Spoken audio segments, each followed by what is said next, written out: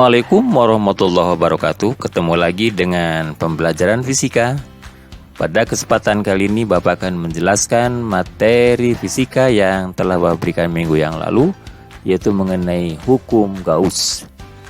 Hukum Gauss ini sebenarnya hukum yang menjelaskan bagaimana situasi kondisi keadaan medan listrik dari berbagai bentuk-bentuk benda yang bermuatan listrik.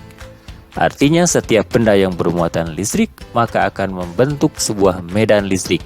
Dan bagaimana bentuk medan listriknya akan kita bahas pada kali ini. Oke, pada yang pertama kali ini Bapak akan mencontohkan ada sebuah sumber muatan listrik berbentuk muatan titik seperti ini. Nah, ini muatan titiknya adalah bermuatan positif. Kita tahu bahwa kalau muatannya positif itu arah medannya keluar ya. Jadi arah medannya keluar seperti ini. Dan menyebar merata ke semua arah. Membentuk sebuah ruangan berbentuk bola. Nah, di sini ruangan berbentuk bola, cuman bolanya tidak kelihatan, namanya bola khayal. Dan ruangan ini disebut dengan ruangan Gauss atau luas permukaan Gauss. Ini berbentuk bola. Paham ya? Jadi menyebar ke segala arah. Nah, sekarang kalau Bapak berikan sebuah permukaan seperti ini, maka barangkali ada beberapa garis medan yang menembus. Paham ya? Kira-kira ada berapa medan yang menembus di sini? Oke, kita lihat ternyata ada 3 buah garis medan yang menembus. Dan ketiga garis medan yang menembus bidang ini dinamakan dengan flux listrik. Ya, jadi yang ketiga ini dinamakan flux listrik. Lambangnya adalah seperti ini.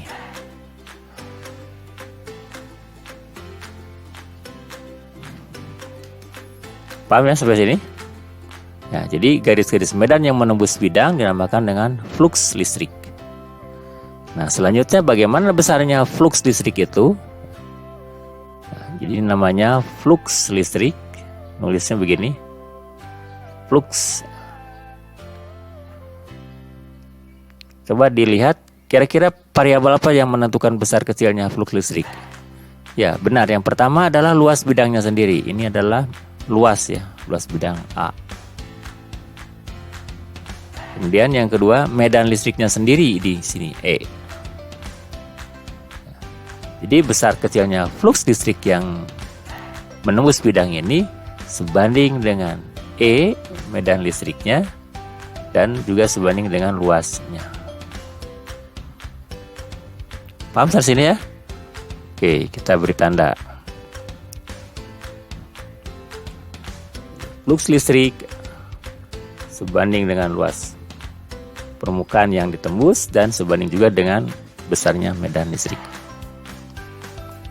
Kemudian pernyataan yang lain juga ditemukan bahwa flux listrik sebanding dengan muatan. Nah, di sini kan ada muatannya nih, Q.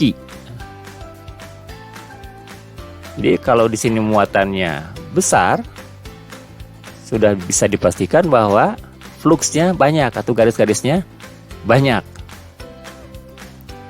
Jadi flux listrik sebanding dengan muatan Q dan berbanding terbalik dengan E0. Mungkin kalian bertanya-tanya, E0 ini apa ini? E0 itu adalah permitivitas. Permitivitas.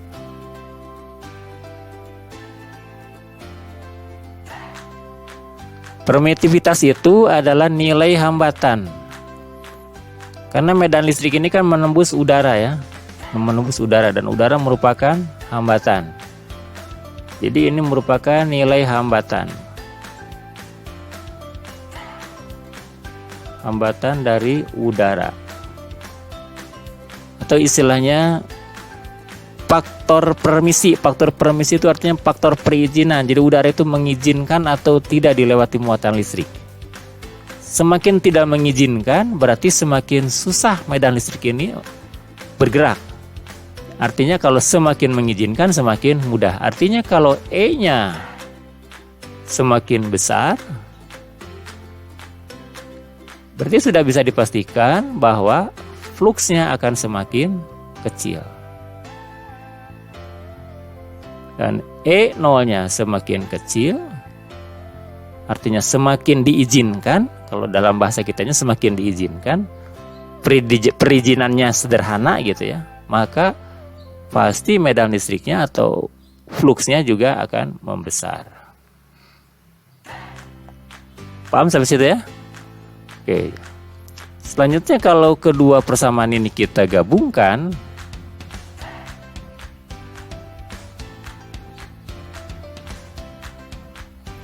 ya, kita gabungkan maka diperoleh EA sama dengan Q per E0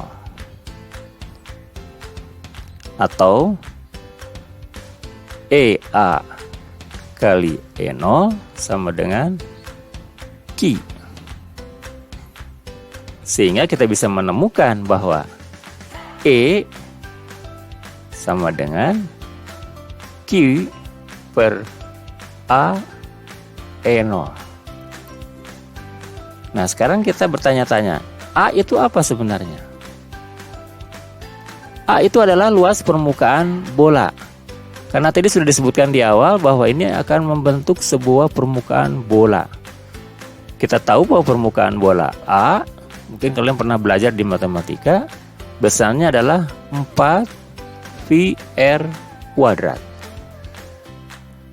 Sehingga E-nya bisa kita ganti menjadi E sama dengan Q per 4πr² kali epsilon 0.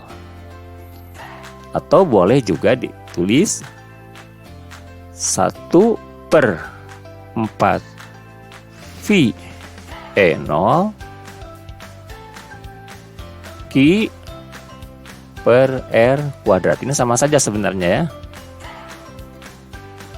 Nah, yang 1/4πe0 ini dinamakan dengan K. Sehingga rumus akhirnya menjadi K Q per r². Coba dilihat-lihat lagi persamaan ini di pertemuan sebelumnya. Ini adalah merupakan persamaan dari medan listrik. Nah, jadi ya sebenarnya persamaan ini awal mulanya atau dijelaskan pula oleh hukum Gauss. Gimana, sampai sini paham ya? Nah, selanjutnya bagaimana kalau bidangnya tidak tegak lurus seperti tadi?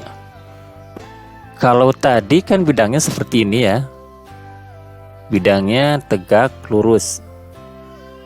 Nah, seperti ini tadi. Sehingga ada beberapa garis medan yang menembus.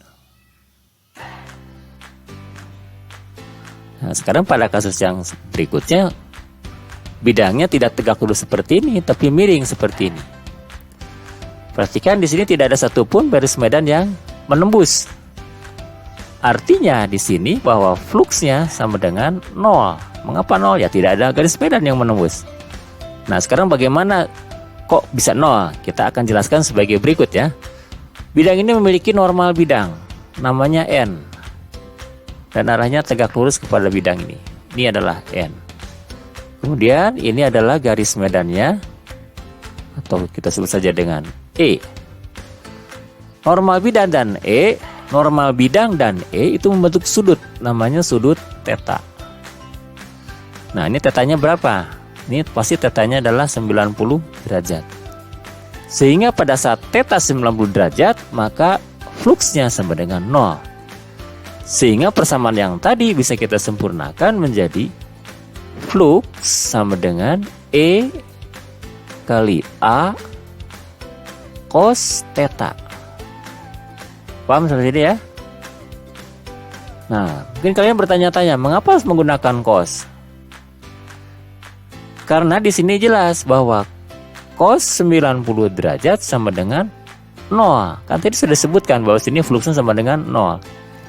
Sehingga fluksnya adalah E kali A kali cos 90 derajat atau E kali A kali 0, maka fluksnya adalah 0. Oke, jelas ya? Ya, jadi ketika normal bidangnya dan medan membentuk sudut 90 derajat atau sering tegak lurus, maka besar fluksnya sama dengan 0. Akhirnya bisa disimpulkan bahwa sudut kemiringan menentukan besar kecilnya dari fluks yang terbentuk. Oke, sampai sini jelas ya? Toh, misalkan di sini ada sebuah bidang seperti ini dan normal bidangnya membentuk sudut. Ini normal bidang atau N membentuk sudut. Ini adalah E. Misalkan sudutnya adalah 60 derajat. Nah, dari contoh ini bisa kita hitung berapakah jumlah fluksnya atau besar fluksnya. Maka fluks jawabannya adalah E kali A cos theta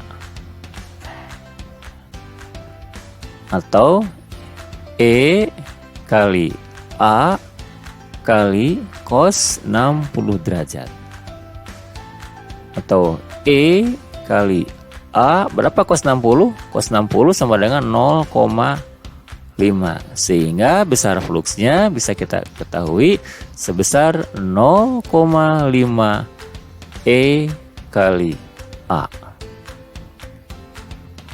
Jelas ya? Oke. Sekarang bagaimana kalau bendanya tegak lurus atau bidangnya tegak lurus seperti ini? Nah, berarti kalau tegak lurus, normal bidangnya mana? Normal bidangnya adalah ini. Normal bidang, kemudian E-nya adalah itu. Sehingga theta yang terbentuknya adalah 0 derajat. Mengapa 0 derajat? Karena N normal bidang dan E itu beripit atau segaris. Jadi kalau segaris tidak membentuk sudut. Atau dengan kata lain, tetanya sama dengan 0. Maka besar fluksnya adalah E kali A kali cos 0 derajat. E kali A kali berapa cos 0 derajat? Cos 0 derajat ada nilainya 1. Jadi harus paham ya, untuk kosinus 0 derajat itu nilainya 1. Sehingga besarnya fluks sama dengan E kali A. Nah, oke, udah 2 contoh. Mungkin kalian ada yang mau tanya? Jelas ya?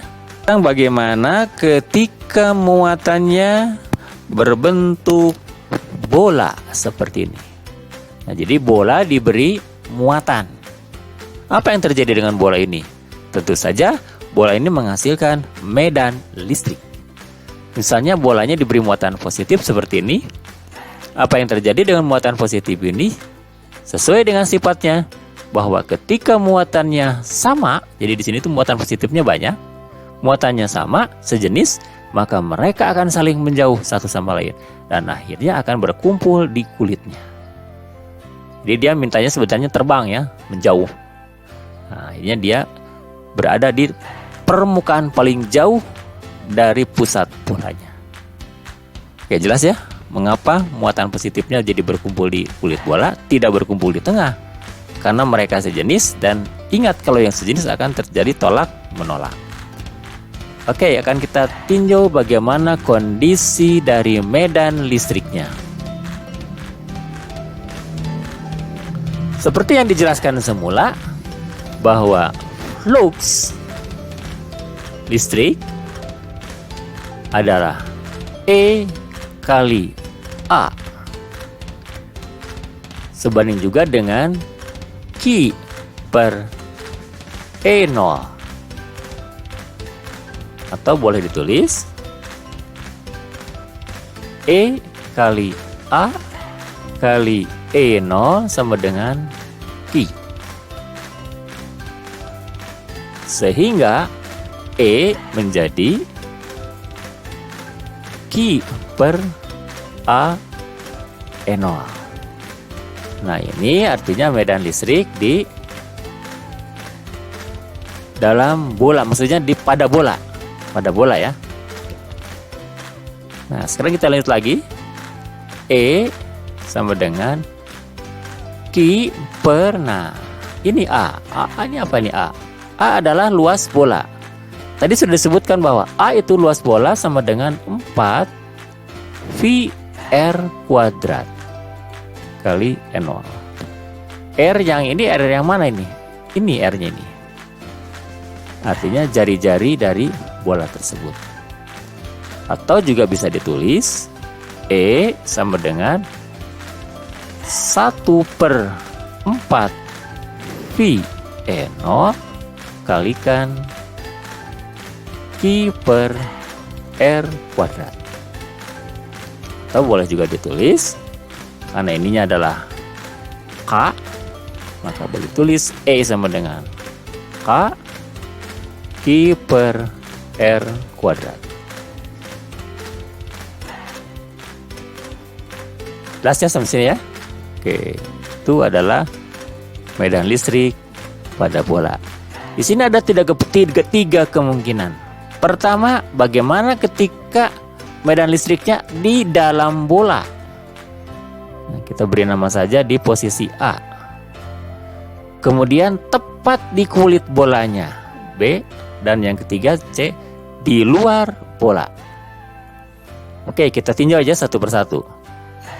Ketika medannya di titik A, maka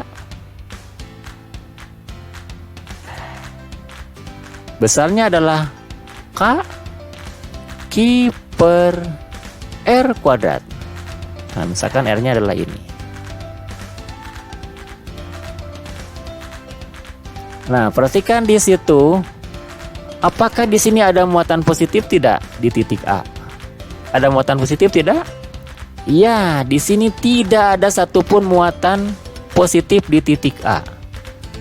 Berarti ketika R-nya lebih kecil daripada R besar, nah ini kan lebih kecil daripada R besar, maka E-nya sudah bisa dipastikan adalah 0. Jelas ya? Mengapa 0? Karena di sini tidak ada muatan listrik. Oke, karena muatan listriknya tepat di kulit bolanya. Nah, jadi E di titik A adalah 0. Sekarang bagaimana E di titik B?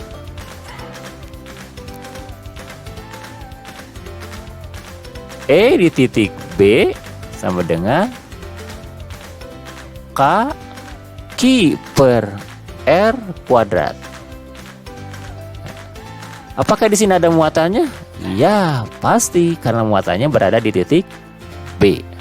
Sehingga EB-nya adalah, atau ketika R-nya sama dengan R besar, maka E-nya sama dengan K Q per R.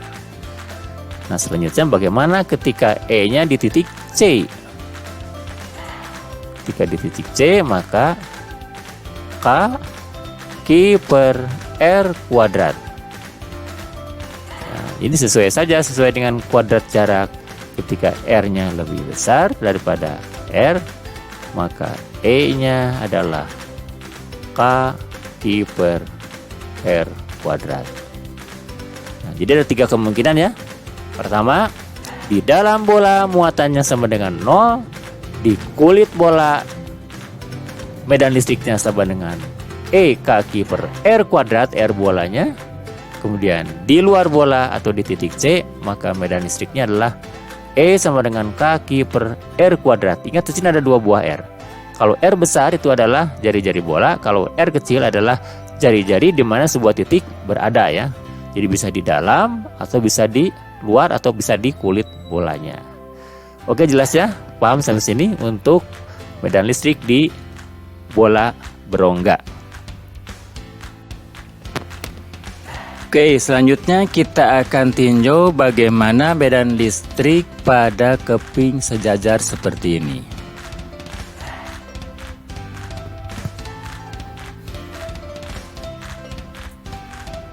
Ketika keping sejajar ini diberi muatan, maka akan tampak garis-garis medan meluncur dari muatan keping positif ke keping yang bermuatan negatif. Dan kita bisa tahu bahwa besarnya muatan Q yang ini ya, ini sangat bergantung kepada yang pertama luas atau A, luas daripada keping itu ya. Yang kedua bergantung juga kepada kerapatan.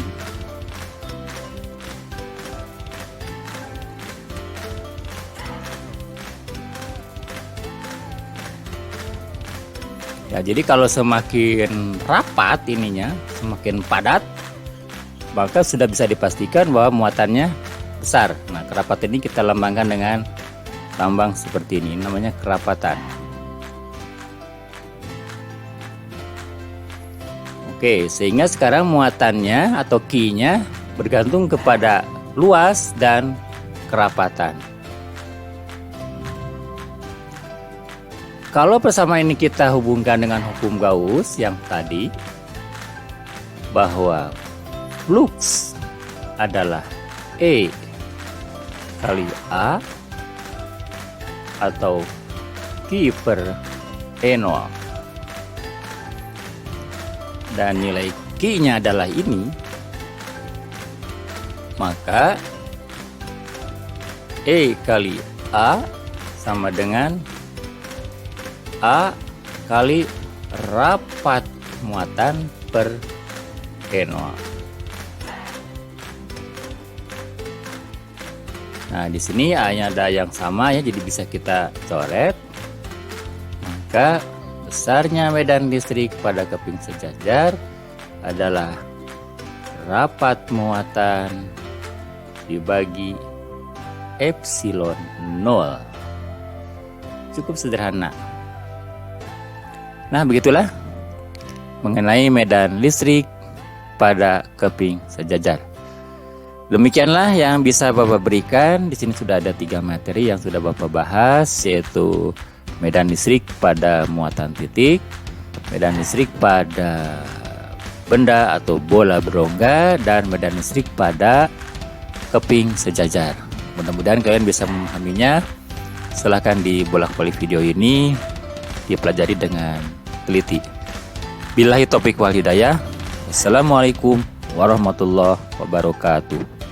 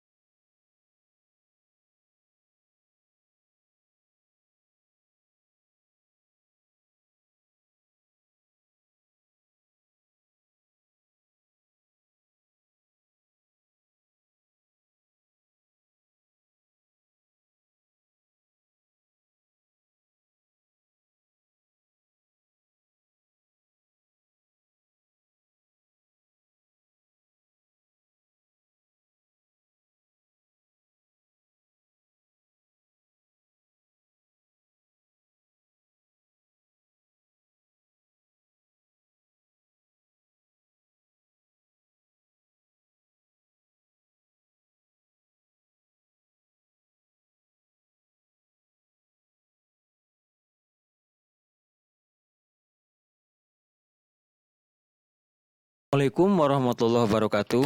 Selamat pagi semuanya. Ketemu lagi dengan pembelajaran fisika. Pada kesempatan kali ini Bapak akan warahmatullahi wabarakatuh.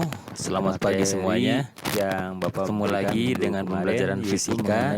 Pada kesempatan kali ini Bapak akan menjelaskan sebenarnya apa ini hukum Gauss yang Bapak berikan. Hukum Gauss adalah yaitu mengenai hukum yang akan menjelaskan bagaimana Sebenarnya apa ini hukum Gauss?